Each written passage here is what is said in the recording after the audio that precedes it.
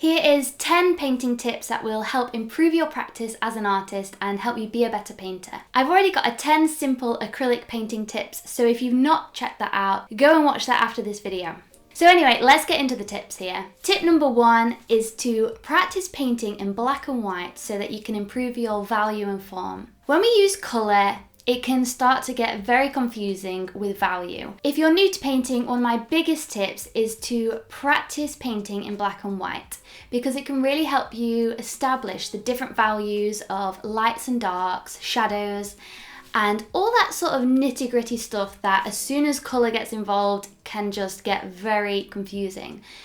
So once you've built up that understanding of value properly, then you can move into colour. Tip number 2 is to take a step back and get some perspective.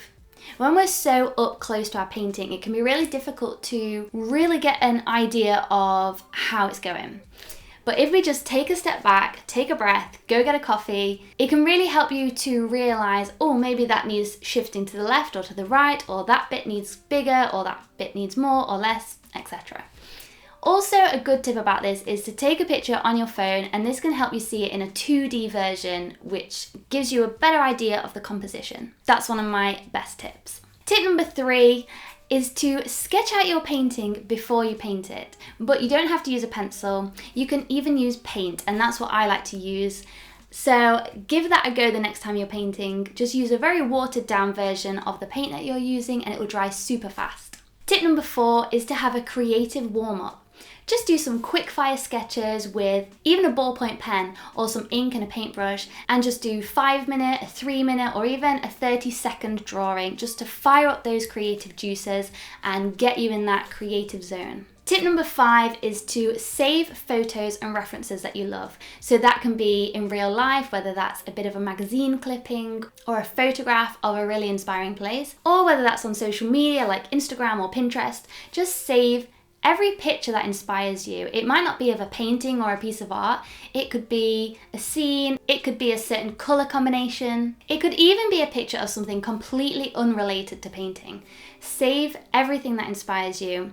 And when you don't know what to paint, you don't know what your style is, you don't know how to find your true calling as an artist, take a look at everything you've saved. And with that all together as a collection, it should give you some real idea about what it is you're drawn to. I just want to quickly say, if you guys enjoy my videos, please hit that like button, subscribe, come and say hi in the comments. It really helps the YouTube algorithm to see my videos, so thank you so much. Anyway, on to tip 6. Learn to draw before you learn to paint. I made this big mistake when I first started painting. I just went head first into painting and all my paintings sucked. And that's because I didn't know how to draw properly. So even though we really want to paint and we're drawn to painting, honestly, take that time to learn how to draw properly. There's tons of videos on YouTube and everything, and that will massively improve your paintings. Unless you're Jackson Pollock, and then just go for it. Tip number 7 is to use a reference photo. It's not cheating. For those in the back, it's not cheating. All the great artists used references. There's no kudos to you if you just imagine a beautiful scene and paint it and it's all your own imagination. That's all well and good.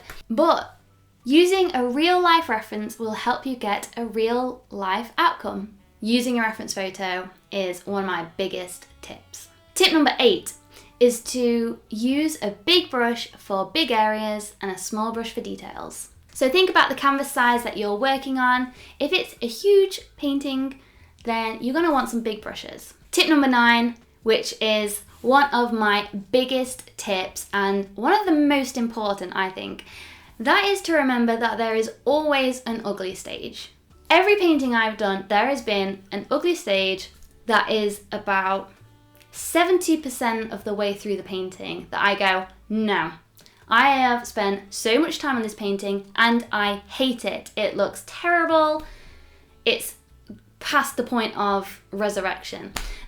But honestly, keep pushing through, keep going with it, keep putting your heart and soul into it, and you'll eventually turn around that corner and start to love it again. And this is where so many people give up on that painting and think, no, it's rubbish. They their pride is hurt, they rip it up, they throw it away. Honestly, it is so important to push through the stage because this is where it make or breaks a painting. Tip number 10 is one you might not have tried before, and that is to tint your canvas before painting. Very often we start with a white canvas and it can often distort the value of colours that we're using, so it can make dark colours look even darker, and therefore it can really mess up our tonal value.